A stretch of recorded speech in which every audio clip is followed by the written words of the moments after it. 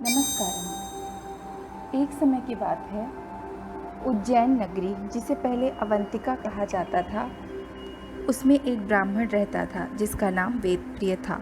उसके 4 बेटे थे, देवप्रिय, प्रियनेधा, संस्कृत, सुवत्र। वो अपने घर में अपने चारों बेटों के साथ रोज भगवान भोलेनाथ की विधिवत नियम से पूजा करता था और अग्नि जलाकर अग्निहोत्र करता था। पार्थिव शिवलिंग का निर्माण रोज करके उसकी अग्निहोत्र के साथ पूजा करता था।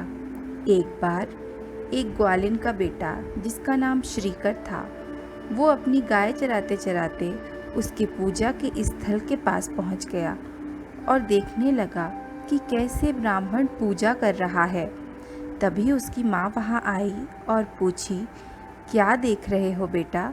श्रीकर बालक बोला, ये ब्राह्मण जैसे पूजा कर रहे हैं मैं भी करूँगा। उसकी माँ बोली, पूजा पाठ ब्राह्मण करते हैं, उनको करने दो। हम लोग ग्वाले हैं, हम गाय चराते हैं, उसका दूध बेचते हैं, पूजा नहीं करते। तब श्रीकर बोला, माँ मैं भी पूजा करूँगा और ओम नमः शिवाय जिसका जाप ये ब्राह्मण कर रहे हैं यह जाप भी करूँगा और साथ ही शिवलिंग की पूजा करूँगा। उसकी माँ बोली, पागल हो गया है क्या? ये सब तू नहीं करेगा, तू बस गाय चराएगा। लेकिन उस अबोध बालक के मन में तो शिवलिंग की भक्ति जाग चुकी थी। वो गाय चराते समय ओम नमः शिवाय, ओम नमः शिवाय जपता रहता था। तभी उसको एक शिवलिंग जैसा पत्थर दिखाई दिया नदी के किनारे। वो बहुत खुश हुआ और बोला, मुझे मेरी शिवलिंग मिल गई और अब इसकी पूजा करूँगा। और उसकी पूजा करने लग गया। तभी उसकी माँ वहाँ आ गई और बोली, ये क्या कर रहा है? लेकिन बालक पूजा से नहीं उठा। उसकी माँ ने शिवलिंग को उठाने का प्रयास किया, लेकिन वो मूर्छित होकर गिर गई और शिवलिंग को नहीं उठा पाई। इससे दुखी होकर वो वापस चली गई। तभी भगवान शंकर श्रीकर बालक का रूप धारण करके उसके घर आ गए और आके गाय चराने लगे।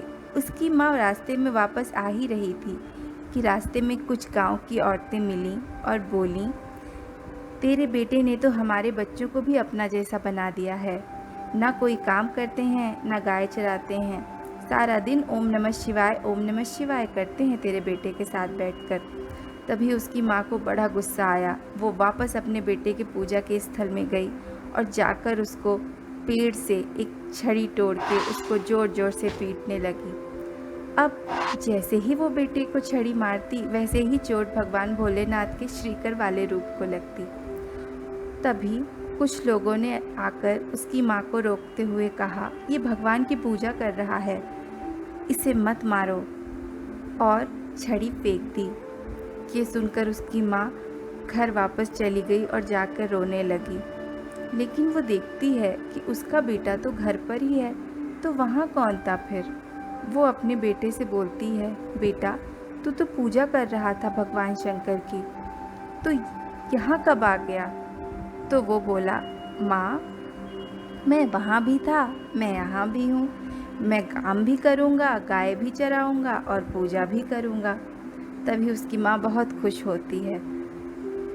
इसके बाद वो ब्राह्मण वेद प्रिय पूजा कर रहा होता है।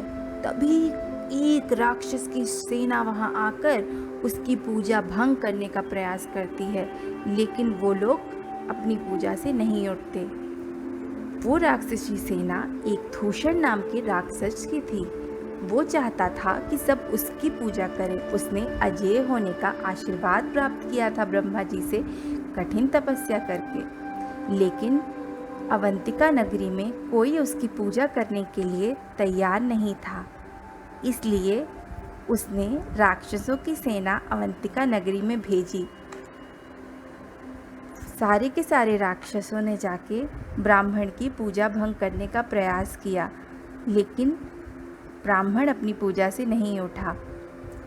तभी कुछ समय बाद वो राक्षस श्रीकर के शिवलिंग के पास गए और उन्होंने बोला कि ए बालक, तू हमारे दूषण की पूजा कर। लेकिन बालक नहीं उठा।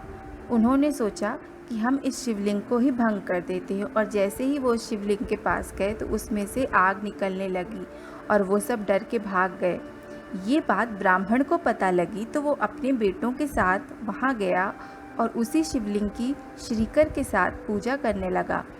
जब दूषण को इस बात का पता लगा तो दूषण अपनी राक्षसी सेना को लेके उस शिवलिंग के पास आ गया जहाँ श्रीकर और ब्राह्मण पूजा कर रहे थे, और उन्होंने जैसे ही शिव भक्तों को मारने का प्रयास किया तो भोलेनाथ प्रकट हुए और मात्र हुंकार से राक्षसों को भस्म कर दिया और उनकी राख अपने शरीर में लगा ली।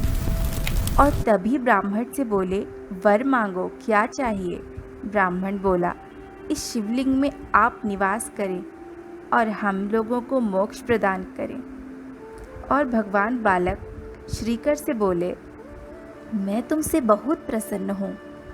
मैं तुम्हें भगवान श्री कृष्ण के जन्म के पालक पिता नंद गोपाल होने का आशीर्वाद देता हूँ।